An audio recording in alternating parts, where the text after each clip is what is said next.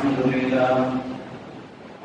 لله نحمده ونستعينه ونستغفره ونؤمن به ونتوكل عليه ونعوذ بالله من شرور أنفسنا ومن سيئات أعمالنا من يهده الله فلا مضل له ومن يضلل فلا هادي له ونشهد أن لا إله إلا الله ونشهد أن محمدا عبده ورسوله أما بعد فقد قال الله تبارك وتعالى في القرآن المجيد والفرقان الحميد أعوذ بالله من الشيطان الرجيم بسم الله الرحمن الرحيم تلك الأيام نداولها بين الناس صدق الله العظيم اللهم صل على سيدنا محمد وعلى آل سيدنا محمد وبارك وسلم اللهم صل على سيدنا محمد وعلى آل سيدنا محمد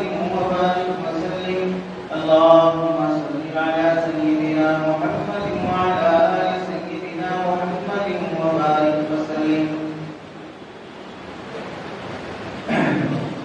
میرے محترم عزیزوں بزرگوں اور دوستوں، قرآن مجید کی آیت پر حدیث پاک کی روشنی میں مجھے آپ حضرات کے سامنے جو بات عرض کرنی ہے وہ ملک کے موجودہ حالات کے پیش نظر ہم مسلمانوں میں اس طرح کی مایوسی اور ناامیدی، ڈر اور خوف چھاتے جا رہا ہے کہ رام مندر کی افتتاح کے بعد سے ظلم کا جو سلسلہ شروع ہو چکا ہے اور اس کے بعد یہاں ٹرافک مسجد جو نشانے پر تھی اور اس ظالم مختار رشوت خور جج نے اپنے ریٹائرمنٹ کے آخری دن جھوٹا اور ناانصافی کا فیصلہ کر کے ریٹائر ہوا اس لالچ پر کہ اسے آگے بڑھنے سے پہلے کوئی جہنم کا بہت بڑا گڑھا مل جائے گا تاکہ وہ اپنی آخری زندگی بھی حرام خوری میں گزار سکے. اور ایسی مکاریوں کے ساتھ مسلمانوں کی مشہور قدیم تاریخی مساجد کو نشانہ بنایا جانا، جس سے ایسا لگتا ہے کہ 2024 کا الیکشن صرف مذہب کی بنیاد پر جیتا جائے گا، ملک کے مفادات کی بنیاد پر نہیں جیتا جائے گا. ایسے موقع پر کسی نے بہت اچھی بات کہی ہے، خون مجبوروں کا ہر گام بہانے والے، خون مجبوروں کا ہر گام بہانے والے، کیا کہیں کہ تجھے آخر یہ زمانے والے، کام کے ہاتھوں سے تلوار اٹھانے والے، کام کے ہاتھوں سے تلوار اٹھانے والے، تیرے اجداد تھے تاریخ بنانے والے، تیرے اجداد تھے تاریخ بنانے والے. کشتیاں ہم نے جلاتی ہیں بھروسے پہ تیرے، کشتیاں ہم نے جلاتی ہیں بھروسے پہ تیرے، اب یہاں سے نہیں ہم لوٹ کے جانے والے. کوئی کہہ دے یہ ذرا وقت کے شیطانوں سے، کوئی کہہ دے یہ وقت کے، کوئی کہہ دے یہ ذرا وقت کے شیطانوں سے، خاک ہو جاتے ہیں سورج کو بجھانے والے، خاک ہو جاتے ہیں سورج کو بجھانے والے. زندہ رہنا ہے تو پھر خود کو مٹانا سیکھو، زندہ رہنا ہے تو خود کو مٹانا سیکھو، گھٹ کے مرتے ہیں سدا جان بچانے والے. ہاتھ اپنے بھی گنوا بیٹھیں گے ایک دن، ہاتھ اپنے بھی گنوا بیٹھیں گے ایک دن، سجدگاہوں کے تقدس کو مٹانے والے. ہاتھ اپنے بھی گنوا بیٹھیں گے ایک دن، سجدگاہوں کے تقدس کو مٹانے والے. جو اپنی کرسی کی بلبوتے پر عہدے اور طاقت کے زور سے تاریخ اور دلائل کی روشنی کو ملحوظ رکھے بغیر، ملک کے امن اور شانتی کو ملحوظ رکھے بغیر جو درندے اس طرح دندناتے پھر رہے ہیں، ان کا بھی ایک دن انجام ہونے والا. جب اللہ نے وقت کے فرعون کو، نمرود کو، حامان کو، قارون کو، وقت کے بڑے بڑے ظالموں کو عبرتناک سزا دی ہے. دنیا میں سب سے بڑا ظالم اگر آج بھی اس کی لاش زندہ ہے یعنی موجود ہے تو وہ فرعون ہے. وقت کے فرعون کو اللہ نے نمونے کے طور پہ ابھی بھی باقی رکھا ہے. اس کے جسم اور مجسمے کو اللہ نے محفوظ رکھا ہے کہ بعد میں آنے والے تمام فرعونوں کے لیے وہ عبرت بن سکے۔ تو آج کی 5 سال 10 سال کی حکومت میں فرعون بننے والوں کو اس 100 سال کے فرعون سے سبق لینا چاہیے کہ ایک دن انجام ان کا بھی وہی ہونے والا ہے۔ ایسے موقع پر ہم مسلمانوں پر چند ذمہ داریاں اور حالات سے چند سبق سیکھنے کی ضرورت پڑتی ہے۔ آپ پہلی بات یہ دیکھیں، دنیا میں کسی کو مسخر کرنے اور کسی کو اپنے قبضے اور کسٹڈی میں کرنے، اپنے ہینڈ میں کرنے کے لیے سب سے بڑی چیز 2 طرح کی طاقتیں ہیں جو سپر پاور کہلاتی ہیں۔ ایک سپر پاور ہے اقتصادی طاقت یعنی اکنامک سپر پاور، اور دوسری سپر پاور ہے فوجی سپر پاور یعنی ملٹری سپر پاور۔ اس وقت دنیا میں سپر پاور طاقتوں میں سے اقتصادی اور اکنامک کے لحاظ سے جو سپر پاور طاقت ہے وہ چائنا اور جاپان شمار ہوتا ہے، اور دوسرا ملٹری کے لحاظ سے سپر پاور طاقت شمار ہوتی ہے وہ امریکہ۔ خاص طور سے 1991 کے بعد سے جب پہلی جنگ عظیم، دوسری جنگ عظیم یہ سلسلے ختم ہوئے، اس کے بعد سے امریکہ سپر پاور بنا ہے فوجی اور ملٹری ہونے کے لحاظ سے، جس کے بعد سے لے کر اب تک وہ دنیا کے مختلف ملکوں میں اپنی طاقت کے زور سے لڑاتا بھی ہے اور پھر اپنا قبضہ جماتا بھی ہے۔ چنانچہ جہاں ہم کھلی آنکھوں سے دیکھ رہے ہیں کہ فلسطین اور غزہ پر محض اسرائیل کی بمباری نہیں ہو رہی ہے، اس کی پشت پناہی میں دہشت گرد امریکہ بھی برابر کھڑا ہے۔ عراق کے موقع پر بھی دہشت گرد امریکہ ہی تھا، افغانستان کے موقع پر بھی دہشت گرد امریکہ ہی تھا۔ دنیا کے جتنے ممالک آپ دیکھیں کہ جہاں دہشت پھیلا ہے تو اس کے پیچھے امریکہ کا ہاتھ ضرور نظر آئے گا، اور پھر بھی میڈیا اپنی طاقت کی وجہ سے وہ اپنے آپ کو امن اور شانتی اور جمہور اور سیکولر مذہب کہلائے گا، اور خاص ایک مذہب کو نشانہ بھی کرتا رہے گا۔ ان 2 طاقتوں کے اتنے زیادہ اکنامک لحاظ سے چائنا میں کتنے نئی مصنوعات ٹیکنالوجی ایجاد ہوتی ہیں۔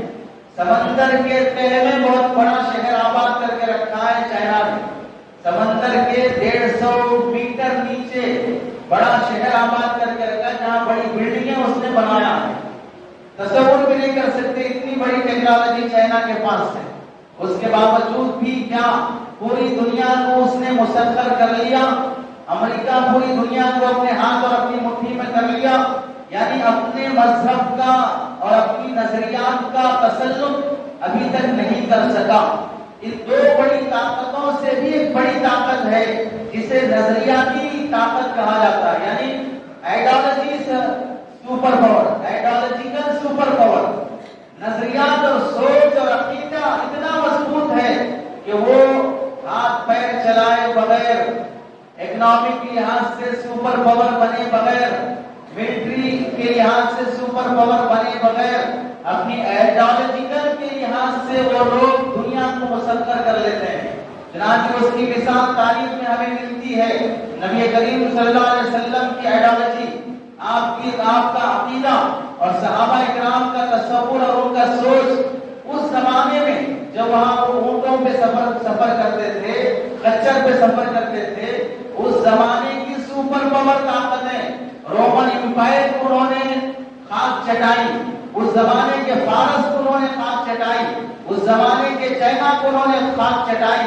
ان کے پاس کوئی ایسی مضبوط طاقت نہیں تھی سوائے نظریاتی طاقت کے۔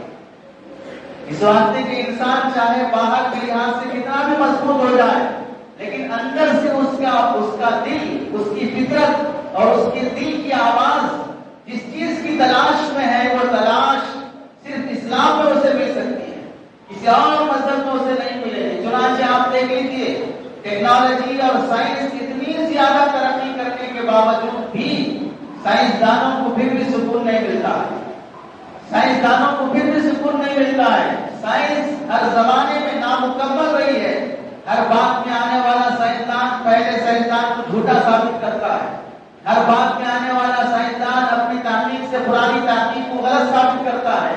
سائنس نامکمل ہے اور دیگر مذاہب میں وہ سکون، وہ راحت، وہ چین نہیں ہے، کیونکہ وہ دوسرے مذاہب آسمان سے نازل کیے گئے نہیں ہیں۔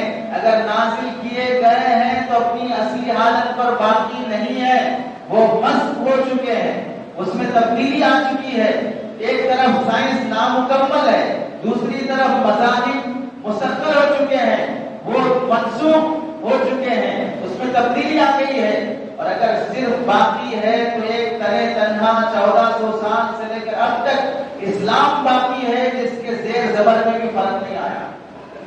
ہر دور کی طاقتیں اپنی انتر کوششیں کرنے کے بعد بھی اسلام کی ایک حدیث اپنی جگہ سے مٹا نہیں سکے، اسلام کے ایک حکم میں تبدیلی نہیں لا سکے، اسلام کے ایک حرف کو، ایک سورے کو، ایک آیت کو، ایک لفظ کو بھی قرآن کے بدل نہیں سکے۔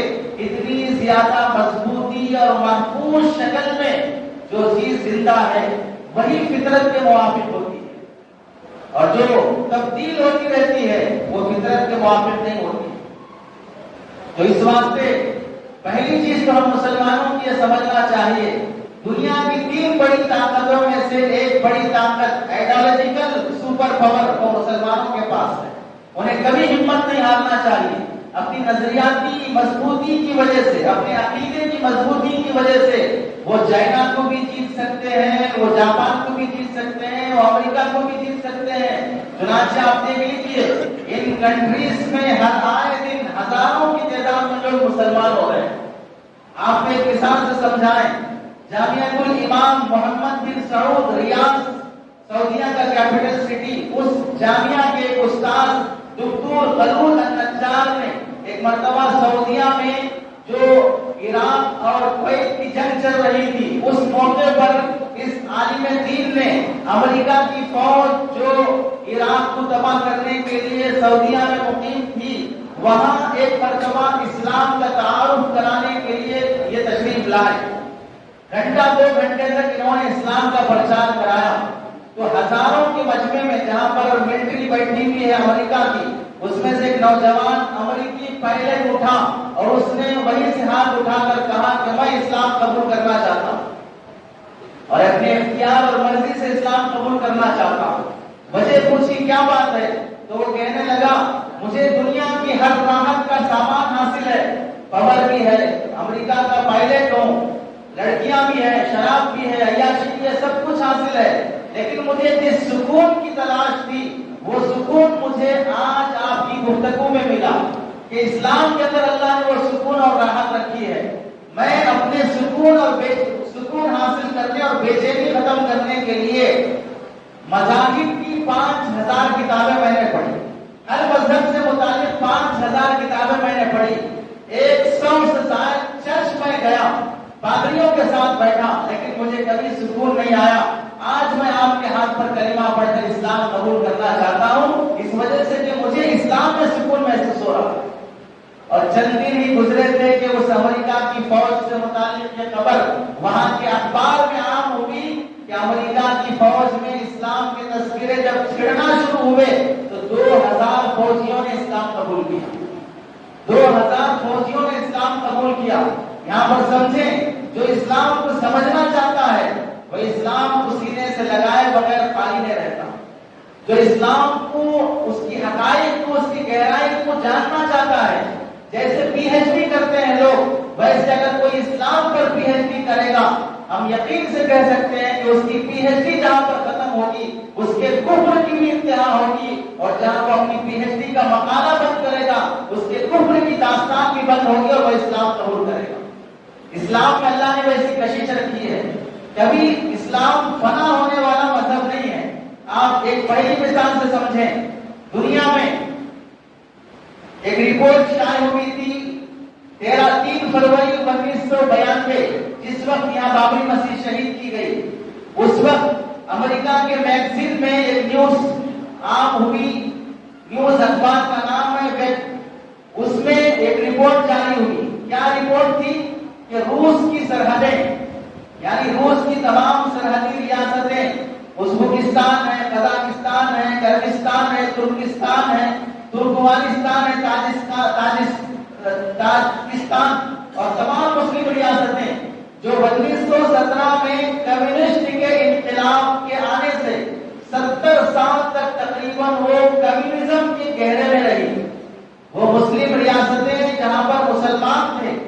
آپ اس کو ایک مثال سے سمجھیں. علامہ سرخسی رحمۃ اللہ علیہ جو مقصود سرخسی فقہ کی کتاب جس کنویں میں بادشاہوں نے ڈال دیا تھا اور کنویں میں رہ کر جسے جیل خانہ بنا دیا گیا، کنویں کے منڈیر پر طلبہ آ کر بیٹھتے ہیں، کنویں کے اندر سے ان کو سبق پڑھاتے، اور وہ سبق جب کاپیوں میں نوٹ کر کے اسے پرنٹ کرایا گیا تو وہ 15 جلدوں میں بنا. اور جہاں پر علامہ صاحب ہدایہ علامہ مردینانی رحمۃ اللہ علیہ ہدایہ لکھنے والے مصنف جنہوں نے 40 جلدوں میں ہدایہ کتاب لکھی، عالم بننے کے لیے جس کتاب کا پڑھنا ضروری ہے، اور اس کتاب کو شارٹ کرتے کرتے کرتے 4 جلدوں میں کیا، 13 سے 18 سال کتاب لکھنے میں لگے، اور جب تک کتاب لکھنا شروع ہوا اور کتاب لکھنا ختم ہوا، ان تمام 13 سال میں پابندی کے ساتھ روزے کا اہتمام رہا. صبح گھر سے ٹیفن لے کے جاتے، بچوں کو ناشتہ کھانا کھلا دیتے، بچے یہ سمجھتے کہ گھر سے کھا کے آئے اس لیے ٹیفن ہمیں کھلا رہے ہیں، اور گھر والے سمجھتے ٹیفن لے کے جا رہے ہیں تو گھر مدرسہ جا کے کھائیں گے، لیکن 13 سال تک روزے کی حالت میں گزارا اور کتاب لکھی. ایسے بڑے بڑے علماء جہاں پر پیدا ہوئے وہ ایریا کہلاتا ہے روس. وہاں پر کمیونسٹ چھا گیا 1917 میں. 1917 سے لے کر 1991 تک، 1922 سے لے کر 1991 تک تقریباً 70 سال تک کمیونسٹ وہاں پر چھائے رہے. جب ان کا غلبہ ہوا تو اسلام پر کیا کیا مظالم آئے اس کی مختصر داستان دیکھیں، اور اس سے اندازہ لگائیں کہ اسلام پر مسلمانوں پر حالات آتے ہیں لیکن اسلام اور مسلمان کبھی فنا نہیں ہوتا ہے. دیکھیں کیا کیا ہوا. جب وہ کمیونسٹ قوم مسلط ہوئی، انہوں نے 70 سال تک مسجدوں پر مدرسوں پر پابندی لگا دی، اذان اور قرآن پر پابندی لگا دی، عربی رسم الخط ختم کر کے کہ تمہاری لینگویج بھی دنیا میں ختم ہو جائے. انہوں نے روسی رسم الخط کا ایجاد کیا. اذان کے میناروں پر عیسائیوں نے صلیب لگائی اور مینارے کا نشان ختم کر دیا. مسلمانوں کی اوقاف کی جتنی پراپرٹیاں تھیں ان تمام پراپرٹیوں کو ظلم اور زبردستی سے اپنے قبضے میں کر لیا. مساجد کو تباہ کر دیا، جو مسجدیں دکھتی اسے ڈھا دیا جاتا. اوقاف کو اور اوقاف کی مسجدوں کو اور ان کی زمینوں کو مسیحی اداروں کے حوالے کر دیا جاتا. مسلمان اگر نماز ادا کرنا چاہیں تو پھر انہیں نماز ادا کرنے پر ٹیکس ادا کرنا پڑتا، اور ٹیکس ادا کر کے مسلمان اگر نماز ادا کرنا شروع کر دیں تو ٹیکس دینے کے لیے جو لوگ چندہ دیتے ہیں، چندہ دینے والوں کو جیل میں ڈال دیا جاتا. ادھر سے ٹیکس دینے کے پیسے نہیں ملتے، مسلمان ٹیکس نہیں دے سکتے. کیا واسطے؟ نماز پڑھنے کے واسطے. تو پھر مسجدوں میں مسلمانوں کا آنا کم ہو جاتا، پھر وہ مسجدیں گورنمنٹ کے حوالے کر دی جاتی، پھر ان مسجدوں میں سرکاری دفتر قائم کر دیے جاتے، حتیٰ کہ ان کے دلوں میں خوف چھا گیا تھا کہ مسلمانوں کو اگر اس زمین میں ڈھیل دی جائے گی تو پھر یہ مسلمان ہماری سوویت یونین کو بکھیر دیں گے، ہماری اس کمیونسٹ پارٹی کو ختم کر دیں گے. اسلام کے اندر تجدد ہے، بقا ہے، کشش ہے، اٹریکشن ہے. جتنا دباؤ گے اتنا ہی ابھرے گا. یہاں مسلمان جہاں عام مسجدوں میں نماز پڑھنے پر پابندی لگی، اپنے تہخانوں میں زمین کے اندر مسجدیں بنا کر وہ نماز ادا کرتے. 2000 سے زائد تہخانوں میں مسلمانوں نے مسجدیں بنائی. مسلمانوں پر بس اتنا ہی نہیں، ان کی نیشنلٹی ختم کر دی گئی. روس سے مسلمانوں کی شہریت ختم کر دی گئی، جسے آج CA/NRC یہاں پر عام کیا جا رہا ہے. یہ 1922 میں مسلمانوں پر روس میں لاگو ہو چکا تھا. پھر اس کے بعد مسلمانوں کے لیے جب مساجد خالی کر دیے جاتے تو وہ سرکاری ہینڈ پر میں اور سرکاری قبضے میں لے کر انہیں استبل خانہ، گھوڑے باندھنے کی جگہ، کچر باندھنے کی جگہ انہیں کلب بنا دیا جاتا، ناچنے کی جگہ رقص گاہ بنا دی جاتی، مسجدوں میں ناچ گانا اور شراب عام کر دیا جاتا. مدارس کو کمیونسٹ اداروں کے حوالے کر دیا جاتا کہ کمیونسٹ پارٹی کے لوگ اپنے اداروں میں آ کر اپنی فیملی کے ساتھ رہیں. حتیٰ کہ اگر مسلمان مزدوری کرنا بھی چاہے تو گورنمنٹ کی دفتر سے اسے پرمٹ لینا پڑتا، اجازت نامہ لینا پڑتا کہ میں اس ملک میں رہ کر مزدوری کرنا چاہ رہا ہوں. اگر اسے پرمٹ ملے گا تو مزدوری کرے گا، نہیں ملے گا تو جیل میں جانا پڑے گا. परमिट लेने के लिए एक दफ्तर, एक फॉर्म पे साइन करना पड़ता। फॉर्म में क्या लिखा रहता?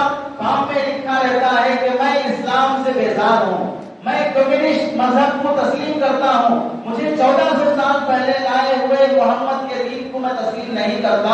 ये उस पर साइन करना पड़ेगा। अगर साइन नहीं करेगा तो फिर उसे परमिट नहीं दिया जाएगा। उन हालात में मुसलमान अपने ईमान को बचाकर चोरी चोरी मजदूरी करते रहे, लेकिन उस फॉर्म पर कभी दस्तखत करने तैयार नहीं हुए।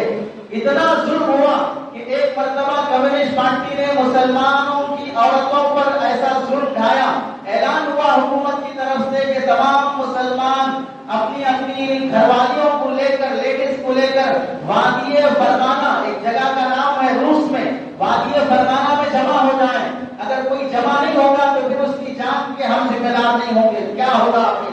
तो जान के डर से तमाम मुसलमान अपनी औरतों के साथ जमा हुए। तो जो भी औरत अंदर गेट से दाखिल होती, वहां के मर्द पुलिस उन औरतों का हिजाब और निकाब खींचकर उन्हें बेबुर्का करते और अपने जिस्मानी लिबास में उन्हें अंदर भेजते। और तमाम औरतें जमा होने के बाद सब औरतों के बुर्कों को एक साथ आग लगा दी गई और कानून पास किया गया कि आज के बाद से रूस में कोई हिजाब नहीं रहेगा, कोई निकाब नहीं रहेगा। हर लड़की, यहाँ की हर औरत बगैर हिजाब और बगैर निकाब की चलेगी, आएगी, जाएगी। अगर कोई निकाब में पाई गई तो उसे जेल की सजा दी जाएगी। बड़ी बड़ी मस्जिदों को सरकारी दफ्तर और ऑफिस बना दिया जाता।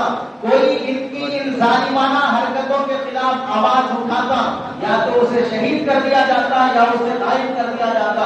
उस दौर के उलमा ने क्या जिम्मेदारियां निभाई, दास्तान इतनी दर्दनाक है कि उस दौर के उलमा मदरसे बंद, मस्जिदें बंद, खानकाएं बंद, मकातिब बंद। तो फिर उस दौर के उलमा ने शराब की दुकानें खोली, टेलर शॉप खोले, मैकेनिक शॉप खोला और अंदर बैठकर बच्चों को कुरान पढ़ाते, बुखारी पढ़ाते, हदीस पढ़ाते और सामने वालों को ये दिखता कि ये टेलरिंग कर रहा है, ये मैकेनिक सिखा रहा है, शराब बेच रहा है। साउंड प्रूफ दीवारें बनाकर अंदर अंडरग्राउंड में बच्चों को कुरान की तालीम देते, हाफिज कुरान बनाते। कुरान उस मुल्क से खत्म हो गया, देखने के लिए भी नहीं मिलता है। जो हाफिज थे, जिनके सीनों में कुरान महफूज था, वो अकबर अपने बच्चों को कुरान हिफ्ज़ कराते। बच्चा देखकर कुरान नहीं पढ़ सकता, देखे बगैर पूरा कुरान पढ़ देगा, क्योंकि कुरान देखने के लिए उस मुल्क में टाइम नहीं है। और एक मर्तबा कम्युनिस्ट पार्टी ने इतना जुल्म किया कि मुसलमानों वहां की जीपी को, वो खुफिया, रूसी खुफिया पुलिस की रिपोर्ट है कि स्टालिन ने हुक्म दिया था वहां की पुलिस को कि एक महजरनामा तैयार करो जिसमें ये लिखा हुआ हो कि रूस के पूरे उलमा को जमा करके इसमें जो मैटर लिखा हुआ है उस पर साइन करें। क्या मैटर है? 1400 साल पहले लाए हुए मोहम्मद के दीन से मैं बेजार हूँ और मैं स्टालिन के और लीनिन के तमाम अहकाम को दिलो जान से कबूल करता हूँ कि दुनिया का अमन पसंद मजहब इस्लाम नहीं है। इस पर दस्तखत करो, तुम्हारी जान महफूज, तुम्हारी फैमिली महफूज, तुम्हारा खानदान महफूज और तुम्हें हम यहाँ सरकारी मेहमान बनाकर रखेंगे, फैसिलिटीज देंगे। अल्लाह गवाह है, रूसी पुलिस की रिपोर्ट है, एक आदमी ऐसा नहीं था जिसने उस फॉर्म पर दस्तखत किया। हम नहीं जानते तारीख में उलमा की क्या कुर्बानियां हैं। आज अगर तुमने मीडिया में किसी ढोंगी लंबी दाढ़ी वाले मौलवी किस्म के जाहिल को देखकर जो राम मंदिर के इब्तिदा में जाकर ये बयान और भाषण देता है कि असल भारत ये है, असल अमन और शांति ये है, भारत एकताई की तरफ जा रहा है, तो आखिर बन गया, अजाब का मुस्तहिक बन गया और लेबल मुसलमानों का, हुर्रिया मुसलमानों का लगाकर फिर इस्लाम में इत्तेहाद की दावत दे रहा है। अल्लाह के नबी अलैहिस्सलाम को जब ये दावत दी गई मक्के के काफिरों की तरफ से, एक साल आप हमारे बुतों की इबादत कर लें, एक साल हम आपके खुदा की इबादत कर लेंगे, साफ अल्लाह ने कुरान की आयत नाज़िल फरमा दी दो आवाज में, कुल या अय्युहल काफिरून, ऐ काफिरों सुन लो, ला अअबुदु मा ताबुदून, मैं तुम्हारे बुतों की इबादत नहीं करूंगा। एहतराम और इज्जत भी बाकी नहीं रखता, तुम नाफरमान हो, अल्लाह के बाकी हो। और फिर वहां जाकर पूजा में शरीक होकर हाथ जोड़कर एक खुदा जिसे मिला है, इतना बड़ा खुदा कि हर अज़ा में अल्लाह अकबर के नारे जिसके गूंजते हो, जिसने जमीन और आसमान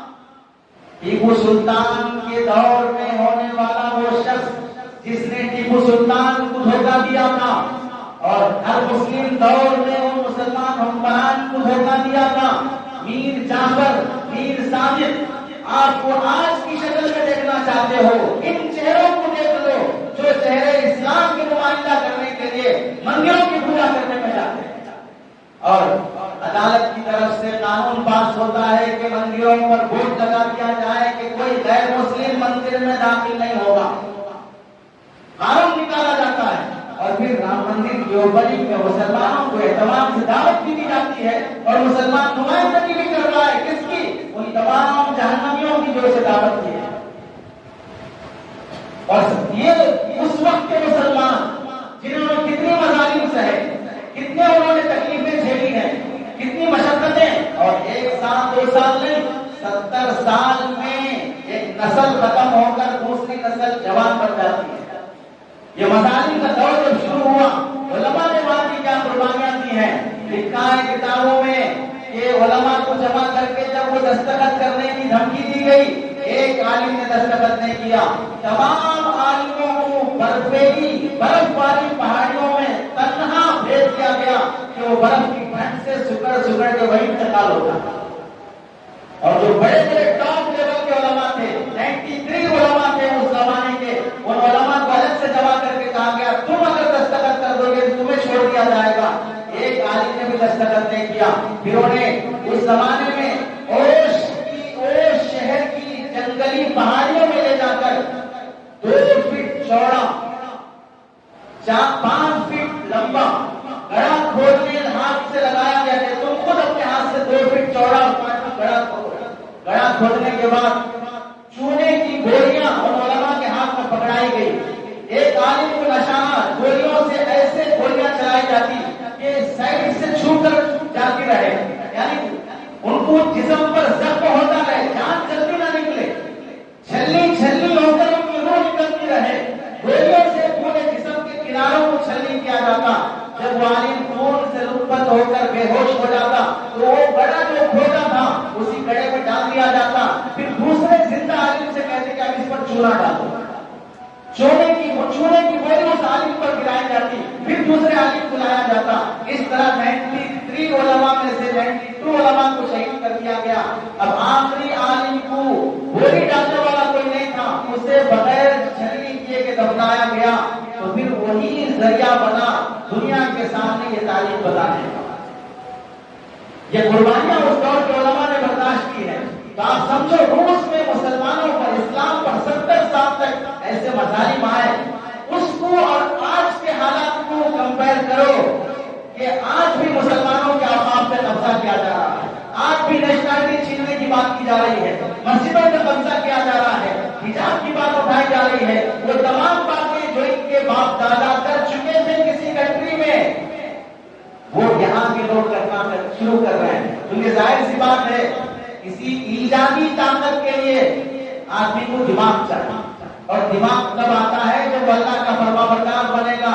ظاہر سی بات ہے نہیں کھانے کی چیزیں کھا کر، نہیں پینے کی چیزیں پی کر تو آدمی عقل مند نہیں بن سکتا ہے، جسے ہم کھانا پینا گوارا نہیں کریں گے، بولنا بھی گوارا نہیں کریں گے۔ اور پھر دیکھو یہ تھا مسلمانوں پر آنے والے حالات، 1991 میں اللہ نے حالات بدلے اور اسلام اس قدر تیزی سے پھیلنا شروع ہوا۔ تاریخ میں لکھا ہے کہ 91 کے بعد سے ہر سال حج پر جانے والوں کی تعداد روس سے 12,000 لوگوں کی، جہاں مسجدیں نہیں ہیں، جہاں نمازی نہیں ہیں، جہاں پر پابندیاں ہیں، وہاں اسلام کی رغبت ایسے آئی، وہ زیر زمین دفن رہ کر بھی اسلام کی روشنی اور اس کے چراغ کو زندہ رکھا، اور جب پابندیاں ہٹی اور روشنی بالکل سارے عالم میں ایسی پھیلی۔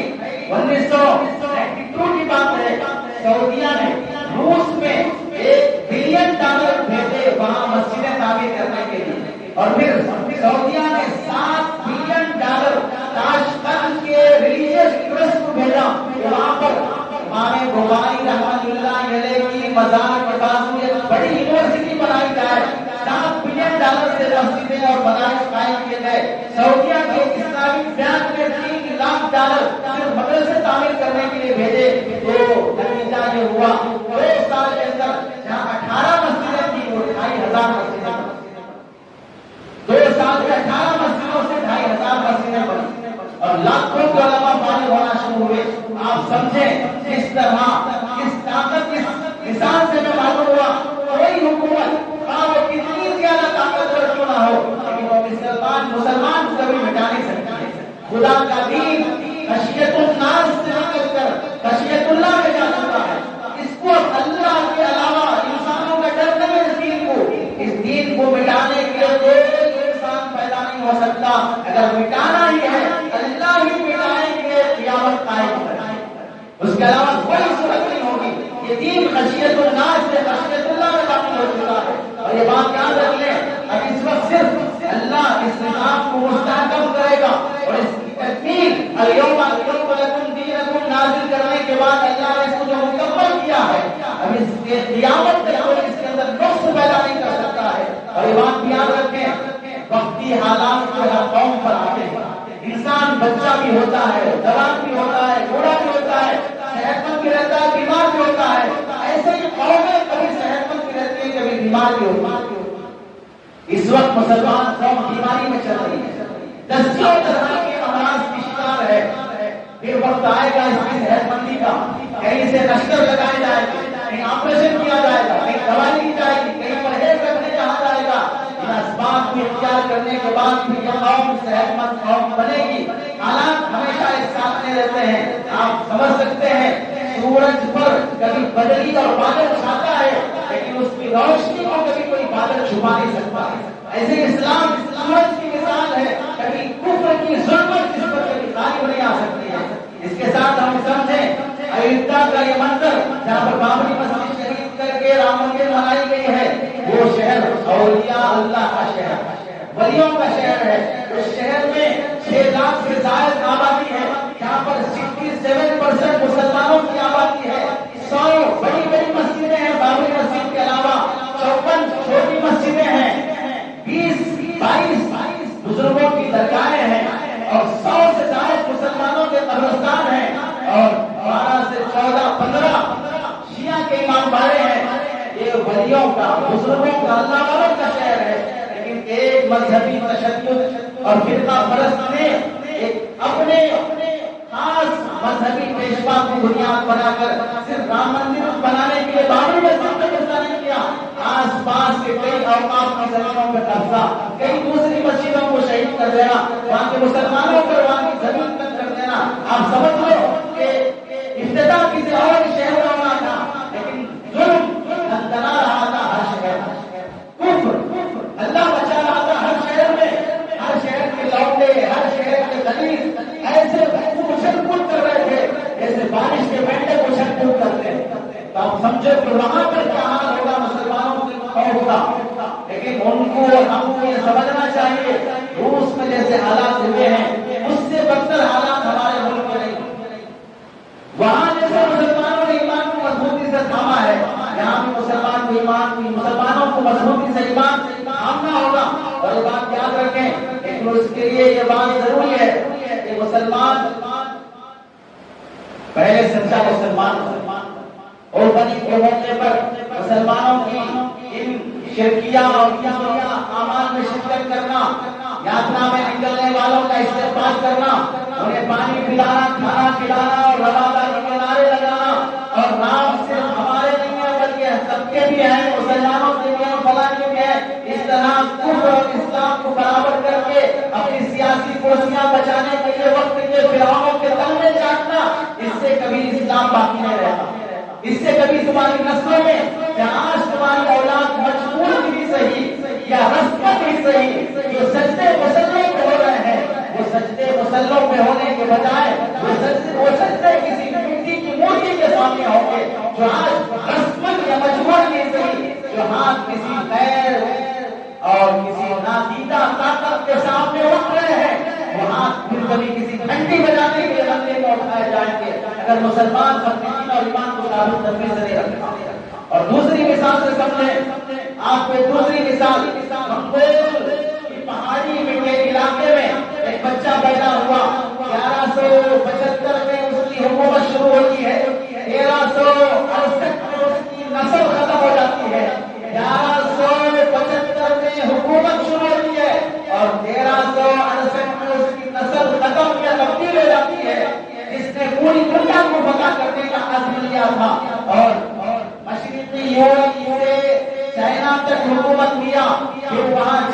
سے ہندوستان کے بڑے حصے پر قبضہ کیا، 1220 میں ترکستان کو تہس نہس کیا، وہاں کے انسانوں کے خون بہائے، بلڈنگوں کو آبادی کو بربادی میں بدل دیا، اور 1246 میں پولینڈ پر قبضہ کیا، اور 1258 میں بغداد کی خوشنما منظر کو، اس کی چاشنی کو اس نے بے رونقی میں بدل دیا، اور پھر وہ چند اشروں کے اندر، چند دہائیوں کے اندر 3 کروڑ مربع کلومیٹر کی زمین پر قبضہ کر اس نے اور اس کی نسل نے 3 کروڑ مربع کلومیٹر کی زمین پر، آج اگر وہ سلطنت ہوتی تو اس کی سلطنت میں 3 ارب سے زائد پاپولیشن ہوگا۔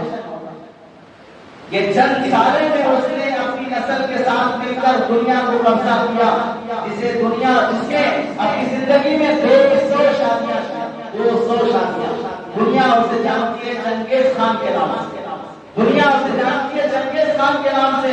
چنگیز خان، اس کے 4 بیٹے، چوجی خان، چوٹائی خان، اکتائی خان، توری خان، اور توری خان کے 3 بیٹے، مقبول خان، قبلائی خان اور ہلاکو خان۔ ان سب کی بادشاہت کے بعد آخری جو بادشاہ بنا وہ خان، خان، یہاں پر 1368 میں اس کی حکومت ختم ہوتی ہے۔ اور آپ یہاں سمجھیں، اس زمانے میں یہاں تاتاریوں کا ظلم داستان بن کر ہے، یہی وہ دور ہے جب خان کا ان کا دور، ہلاکو خان کا، جہاں تاتاری مسلمانوں پر ایسے مسلط ہوئے۔ علامہ ابن جوزی نے لکھا تھا کہ مسلمانوں کے ان مظالم کو نہ زمین نے کبھی دیکھا ہوگا، نہ آسمان نے کبھی دیکھا ہوگا۔ لکھنے کے لیے ہمارے قلم بھی کاٹتے ہیں کہ جہاں مسلمانوں کے دھڑوں اور سروں کے ڈھیر بنا کر، ڈھیر پر کھڑے ہو کر کوئی للکار رہا ہے کوئی ہمیں ہرانے والا، ہے کوئی ہم سے جنگ کرنے والا، اس طاقت کو کس نے خاک میں ملایا، اس طاقت کو کس نے اسلام قبول کرنے پر مجبور کیا؟ دنیا کا کوئی مذہب نہیں ہے جو انہیں ہرا سکا سوائے اسلام۔ اس ظالم قوم کو متاثر کر سکا وہ صرف مسلمانوں نے متاثر کیا۔ چنانچہ اس خاندان کا ایک بادشاہ تغلق تیمور خان، اسے شکار کا بہت شوق تھا، شکار کے لیے نکلا تو ایک بزرگ نظر آئے جنگل میں، شیخ جمال الدین رحمت اللہ علیہ۔ ان کو دیکھ کر بڑی حقارت سے کہا، تم سے تو ہمارا ایران کا کتا بہتر ہے۔ وہ ان بزرگ نے جذبات میں آ کر جواب دینے کے بجائے انہوں نے کہا، ہاں یہ اس وقت ہوتا کہ اگر اللہ ہمیں وہ نعمت نہ دیتا تو نعمت اسلام کہلاتی ہے، اور اس نعمت پر ہم نہ جیتے اور اس نعمت پر ہم نہ مرتے تو پھر تو ہم سے تمہارے ایران کا کتا ہی بہتر ہے۔ یہ بات اس کو لگی اور اس نے کہا کہ کون سی نعمت دیتے ہو جس کے ہونے سے تم مردے سے بہتر، نہ ہونے سے مردے سے بدتر ہو جاتے ہو؟ اسلام کی نعمت ہے۔ اسلام کو سمجھایا، اس کا انٹروڈکشن ہوا اور اس نے کہا اتنا صحیح مذہب، اتنا پرسکون مذہب میں قبول کرنا چاہتا ہوں، مسلمان بننا چاہتا ہوں، لیکن ابھی میں شہزادہ ہوں، مسلمان ہو جاؤں گا تو میرا باپ مجھے بادشاہ سے نکال دے گا، بہتر ہے میں مسلمان بننے کے، میں بادشاہ بننے کے بعد آ کر مجھے دعوت دو۔ باپ مرا، شہزادہ بادشاہ بنا۔ شیخ جمال الدین نے اپنے بیٹے کو وصیت کی، میری زندگی ساتھ نہ دے تو میں تمہیں وصیت کرتا ہوں تاکہ تیمور تغلق خان کو یاد دلانا میرا وعدہ کہ وہ اسلام قبول کرنے کا وعدہ کیا تھا۔ اب وہ بیٹا گیا، کیلے سے کھڑے ہو کر زور سے آنا دینے لگا، بادشاہ کی نیند میں ڈسٹرب ہوا، بلاد میں اس وقت آنا دے رہا ہے۔ جب آئے تو اس نے اپنے والد کا وعدہ یاد دلایا، اس نے کہا ہاں تمہارے والد سے میرا وعدہ تھا، دل میں نور تھا ایمان قبول کرنے کا تو فوراً اسلام قبول کیا، تنہا نہیں اپنی مملکت کے 10 لاکھ لوگوں کو اسلام قبول کیا۔ دوسرا سبق ملا، چنگیز خان سے شروع ہو کر ہلاکو خان میں ختم ہونے والی یہ طاقت کو متاثر کرنے والی چیز صرف اسلام، لیکن ایمان پر ثابت رہنا۔ آج بھی یاد رکھ لیں، آج بھی جب چنگیز خان کی حکومت ختم ہوگی، جہاں اس کی حکومت ختم ہوگی، اللہ نے وہیں سے سلطنت عثمانیہ کو شروع کیا۔ ادھر سعودیہ میں، عراق میں سلطنت عثمانیہ شروع ہوگی، اور پھر ادھر ایشیا میں، انڈیا، ایشیا میں بہت شہید شاہیت جو شروع ہوئی چنگیز خان کی حکومت ختم ہونے کے بعد شروع ہوئی، جہاں حکومتوں کو زوال ہوا، ظالم حکومتیں، مسلمان حکومتوں کو اللہ نے عروج دیا ہے. ہر ظالم اپنے غروب ہونے کے ٹائم پر دھڑدھڑاتا ہے، جیسے چراغ بجھنے سے پہلے ٹمٹماتا ہے، ویسے ہی ظلم بھی اپنے ڈوبنے سے پہلے وہ دھڑدھڑاتا ہے. یہ ظلم کے ڈوبنے کا دور ہے، مسلمانوں کے ثابت قدمی کا دور ہے. لیکن تاریخ ہمیں دعوت دیتی ہے کہ تم میں سے ہر شخص کو جمال الدین بننا ہوگا، تم میں سے ہر شخص کو وقت کا داعی بننا ہوگا. ایک سچا مسلمان بن کر اسلام کا پیغام عام کرنے والا مسلمان ایک نمائندہ بننا ہوگا، تب جا کر تاریخ کا خیال بدل سکتا ہے. کیونکہ تاریخ اور فطرت اس بات کی گواہ ہے، مسلمان ہی ایک ایسا شخص ہے جو مذہب کا پرچار کرنے میں نڈر رہتا ہے. اور اسلام فطرت سے موافق، دل کی آواز عقل کے موافق ہے. اس کا صرف عالم نہیں، اس کا عالم بھی داعی بن سکتا ہے. دوسرے مذاہب کتنے ہٹے ہوئے ہیں، کتنے عقل سے پیدل ہیں، اس میں داعی بننے کے لیے ٹریننگ کرنا پڑتا ہے، کیونکہ الٹی باتوں کو سیدھا بنا کر پیش کرنا پڑتا ہے تو دماغ کی اس طرح بغیر نہیں ہوتا. اور اسلام اتنا عقل کے موافق، فطرت کے موافق، اتنا سادہ سیدھا اٹریکشن والا ہے کہ اس کا ہر فرد داعی بن سکتا ہے. اور اس آواز کو انکار کرنے والا خود کو انکار کرنے والا ہوگا، فطرت کا انکار کرنے والا. اور آپ دیکھیں تیسری مثال، جہاں ظلم کو عروج ملے، پھر زوال ہو، پھر اسلام کو عروج ملے. تیسری مثال لندن کا ایک مشہور اخبار ٹائمز، 2 اپریل 1972 میں خصوصی شمارہ وہاں سے شائع ہوا. لکھنے والا انگریز ہے، مسلمان نہیں ہے. دا ورلڈ آف اسلام، اس نے یہ میگزین میں لکھا.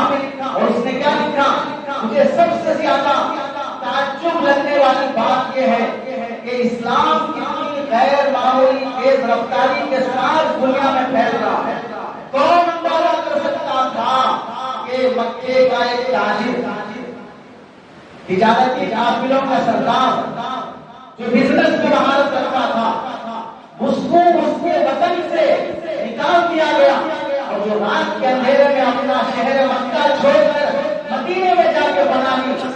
ایسے غریب الوطن کو ایک ایسا موقع ہاتھ آئے گا تو ایسا مذہب قائم کرے گا جو مذہب صرف 1 صدی کے اندر دنیا کی تمام مذہبی تہذیبوں کو ختم کر کے، غیر مذہبی تہذیبوں کو ختم کر کے تہذیبی دنیا کے آگے سے زائد حصے پر حاوی ہو جائے. کون سوچ سکتا؟ اللہ کے نبی علیہ السلام ہجرت کی رات جیسے تنہا چھپ کے گئے ہیں، کیا اس وقت کوئی مسلمان سوچ سکتا تھا کہ پوری دنیا میں اسلام پھیلے گا؟ مکے میں پھر توحید کے نعرے ہوں گے، اس مکہ مکرمہ سے نکالا جا رہا ہے. اس وقت کی سپر پاور طاقتیں ہاتھ میں ہٹیں گی. صحابہ اکرام ان سے آنکھوں میں آنکھیں ڈال کر انہیں ان کی حیثیت دکھائیں گے. کوئی نہیں سوچ سکتا تھا. یہی وجہ ہے کہ مکہ مکرمہ میں 360 بت رکھ دیے گئے. نبی کریم صلی اللہ علیہ وسلم کو وہاں سے نکالا گیا. جس کعبۃ اللہ کی تعمیر سیدنا ابراہیم علیہ السلام نے کی ہے، اس کعبے کو، اس توحید کے اس منبع اور سرچشمے کو خود کتا کفر کا سرچشمہ بنا دیا گیا. اس کے باوجود بھی کعبۃ اللہ اپنی حیثیت نہیں کھویا. 360 بتوں کے باوجود بھی وہ کعبۃ اللہ توحید کی جگہ ہے. پھر اللہ نے واپس نبی کریم صلی اللہ علیہ وسلم کو مکہ فتح کروایا، بتوں کو ہٹایا اور توحید کے رائے اور اللہ وہاں سے بولی ہے کہ پھر ہمیں اس کا پیغام ہے. اس وقت اگر بابری مسجد میں ایک بت آیا ہے، 360 بتوں کے بعد بھی کعبۃ اللہ کا کچھ نہیں ہوا. یہاں پر بابری مسجد میں ایک بت آیا ہے، واپس پھر آزاد ہو گئی. تاریخ اللہ پھر دہراتے ہیں، تلک الایام نداولها بین الناس. صبح شام، رات دن، یہ اللہ کا نظام ہے. عروج و زوال اللہ کا نظام ہے. یہاں مایوس اور غافل ہونے کی مسلمانوں کو ہرگز اجازت نہیں ہے. اب آپ دیکھیں اسلام کے متعلق ایک دوسرا انگریز ایک کتاب لکھتا ہے، The Majesty That Was Islam، اسلام کی وہ رونق اور چاشنی. اس میں وہ لکھتا ہے سائنس کی عملی پریکٹیکل لائف اگر سائنس کی اگر دیکھنا ہو تو مسلمانوں میں 1400 سال پہلے سائنس نہیں تھا، لیکن سائنس مسلمانوں کی زندگی میں تھا. کیسے 1400 سال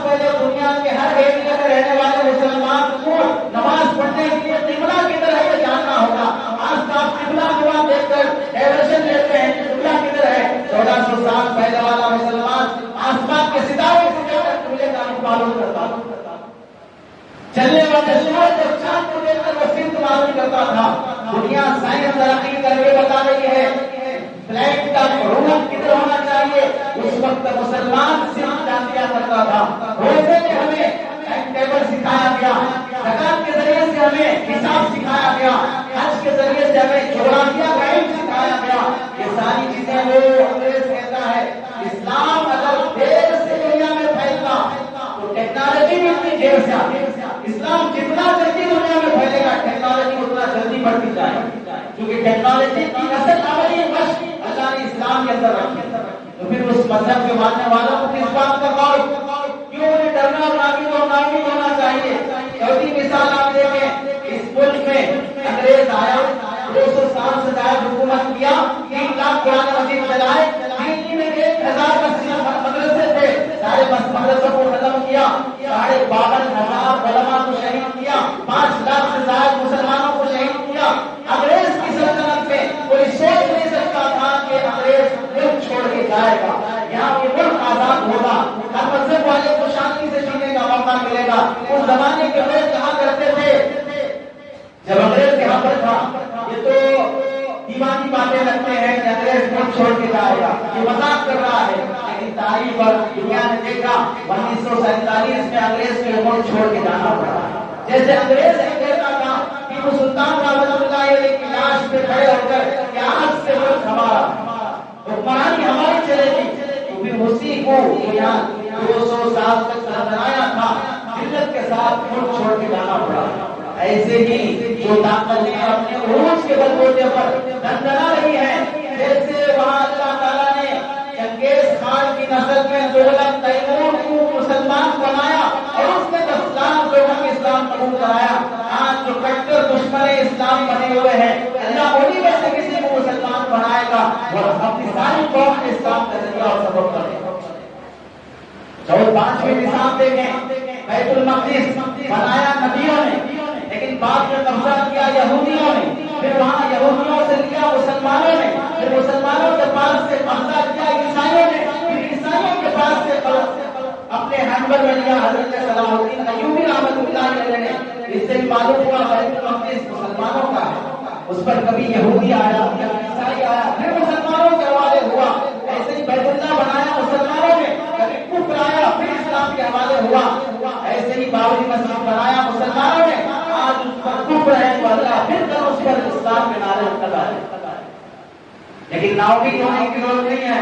چھٹی مثال دیکھیں، 1934 میں استنبول شہر کی آیا صوفیہ مسجد، جہاں سلطنت عثمانیہ کے دور میں اسے مسجد بنائی گئی تھی، 88 سال تک 88 ایئرس وہ مسجد میوزیم بنی رہی۔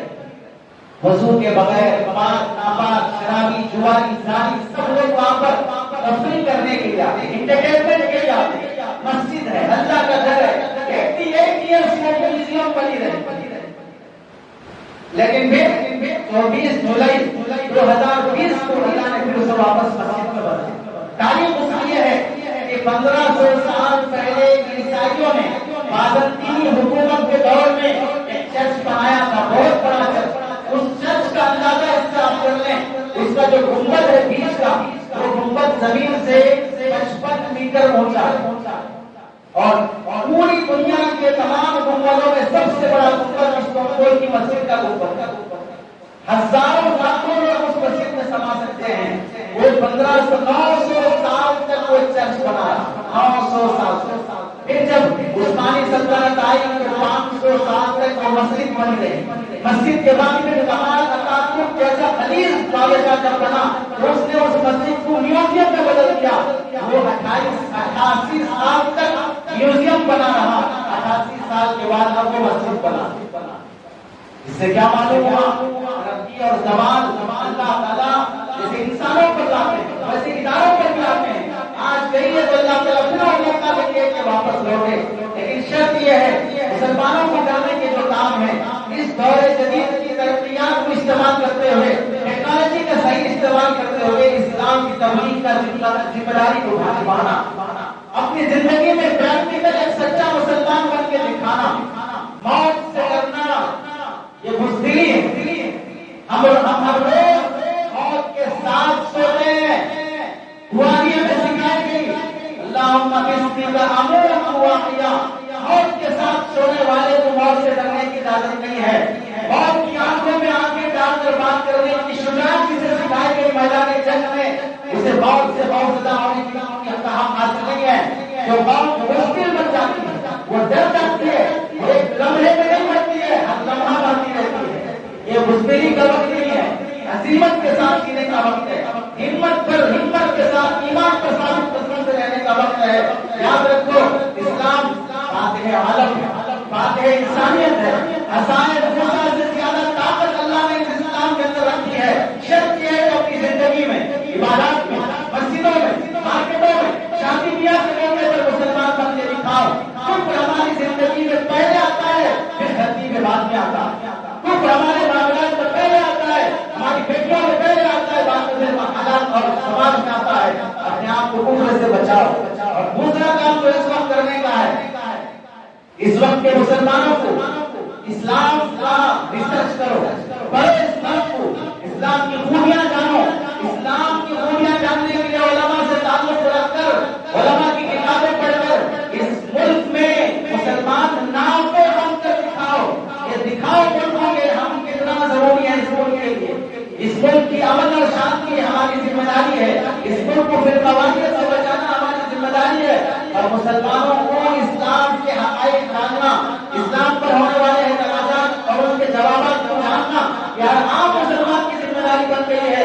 ورنہ میڈیا کے ذریعے سے لوگ ایکس مسلم کا نام لے کر، جیسے ایکس بوائے فرینڈ ہوتے ہیں، کسی کے ساتھ چند دنوں تک رات گزاری اور پھر وہ دوسرے بوائے فرینڈ کے ساتھ چلی گئی، ویسے ایکس مسلم بن گئے.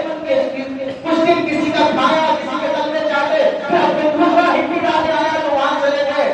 اسلام گوڑی کے داموں میں بکنے والا نہیں ہے، چٹکوں کے خاطر خریدے جانے والا نہیں ہے.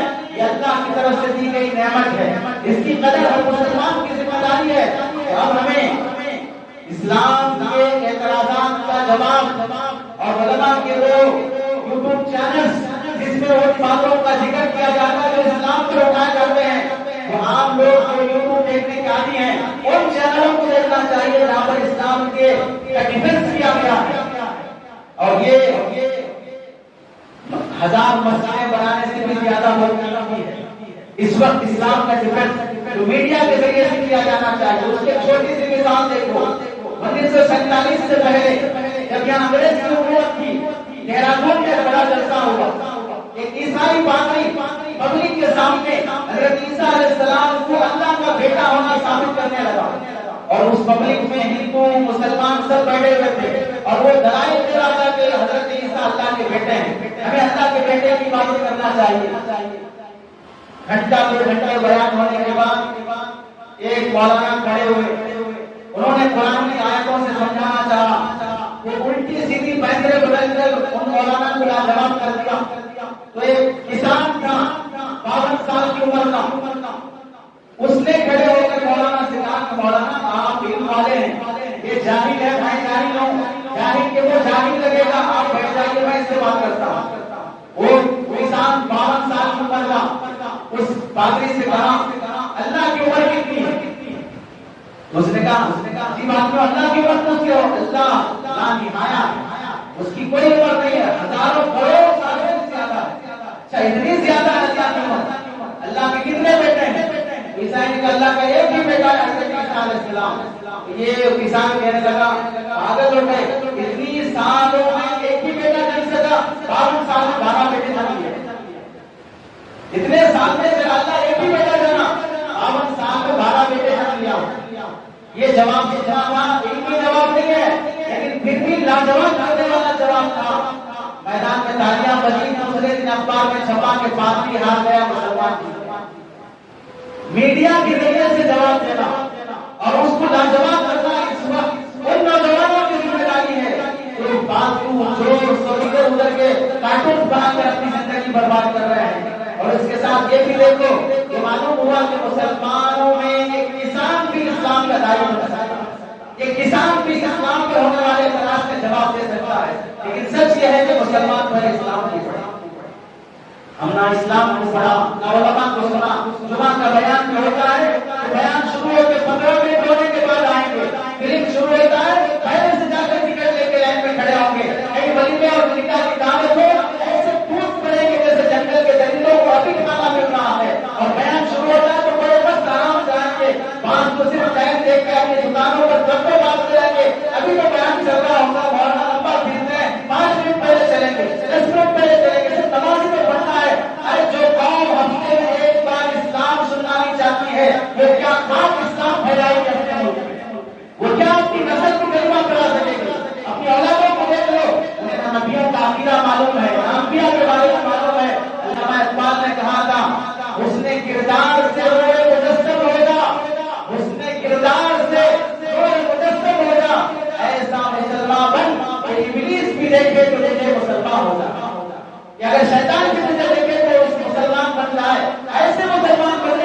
ہے. اس وقت فرقہ پرست طاقتوں کو یہ جواب دینا ہوگا جیسے کسی شاعر نے کہا, باندھ دیا اس دھرتی کو کیا چاند ستاروں کا ہوگا, باندھ دیا اس دھرتی کو کیا ہوگا, کیا چاند ستاروں کا ہوگا.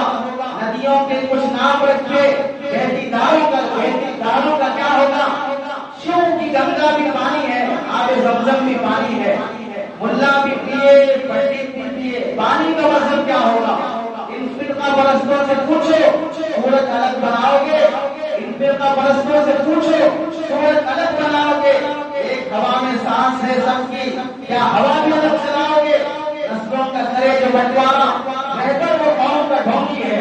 نسلوں کا کرے بنٹوارا, بہتر وہ قوم کا ڈھونگی ہے. کیا خدا نے مندر توڑا تھا یا رام نے مسجد توڑی.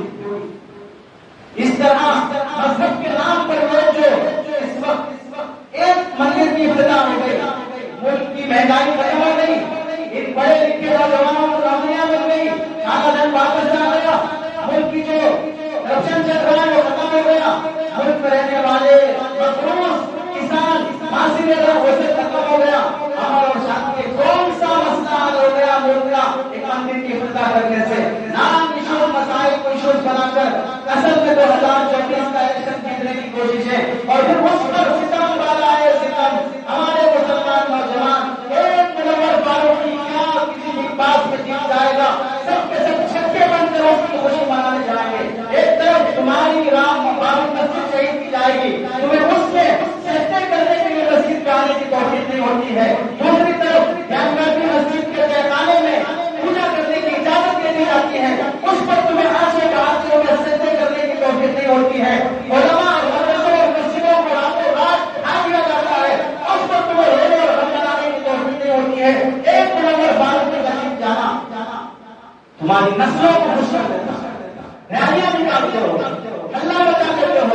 نوجوانوں کی سوچ ان کا رخ کدھر جانا ہے. آج ہمارے سینوں میں قرآن کی عظمت نہیں ہے جتنا گانے والے کبھیوں کی عظمت ہے. ہمارے سینوں میں حدیث رسول کی عظمت نہیں ہے جتنا ان فلم اسٹاروں کی اور ہیروئن کی اور ویپیز کی جو قدر ہمارے سینوں میں ہے. ایک شو دیکھنے کے لیے لاکھوں روپے دے کر یہاں سے ممبئی کا سفر کر کے جائے گا, لیکن مسجد کو بچانے کے لیے, ایک امام کو بچانے کے لیے, ایک مکتب کو بچانے کے لیے, اس کی تنخواہ کی ذمہ داری کو لینا نہیں چاہے گا. سنو, یہی حال رہے گا. آنے والی نسلیں ہماری قبروں پر فاتحہ پڑھنے کے بجائے ہماری قبروں پر پیشاب کرنے کے لیے. یہ ظالم تھے جنہوں نے ایمان کی حفاظت نہیں کی, یہ ظالم تھے جنہوں نے کلمہ کی حفاظت نہیں کیا. نام مایوس ہوئے بغیر اسلام کو مضبوطی سے تھامنا. آپ دیکھو ایک بندہ کھڑا ہو جاتا ہے تو اللہ سے کتنا کام لیتے ہیں. فائز کا رہنے والا عبدالرحمان سمیت نامی ایک شخص 29 سال افریقہ کے جنگلوں میں کام کرتا ہے. غریبی ہے, غریب ملک میں بادشاہوں کا دیوا ہے, لیکن غریب ملک میں جا کر 29 سال محنت کرتا ہے. 29 سال محنت کے نتیجے میں اللہ نے کیا رنگ دکھایا. 1,10,20,000 مسلمانوں 10,000 لوگوں کو اس نے کلمہ پڑھایا. 1,10,20,000 لوگوں کو اس نے کلمہ پڑھایا. 5,700 مسجدیں بنائی. 15,000 یتیموں کو اپنی کفالت میں لے کر انہیں پڑھا لکھا کر بڑا کیا. 9,500 کنویں اور بوئے کو کھدوا کر مختلف قبضے اور غریب ایریے میں پانی کا انتظام کیا. 860 مدرسے قائم کیا. 4 بڑے بڑے جامعات بنایا. 204 اسلامک سینٹر قائم کیا. تنہا ایک شخص نے کیا. 2013 میں اس کا انتقال ہوا. ایک مسلمان کتنا بڑا کاروبار کر سکتا ہے, تو آج کے مسلمان کس میں لگا ہوا. انسٹاگرام پر زندگی گزر رہی ہے, فیس بک پر زندگی گزر رہی ہے, میڈیا میں زندگی گزر رہی ہے. پہلے ہم مسلمان اسلام کے بنے, بعد میں اللہ تعالیٰ اسلام کو ساری دنیا میں عام کرے گا. اللہ سے دعا ہے کہ دعوت کی توفیق نصیب فرمائے. آمین.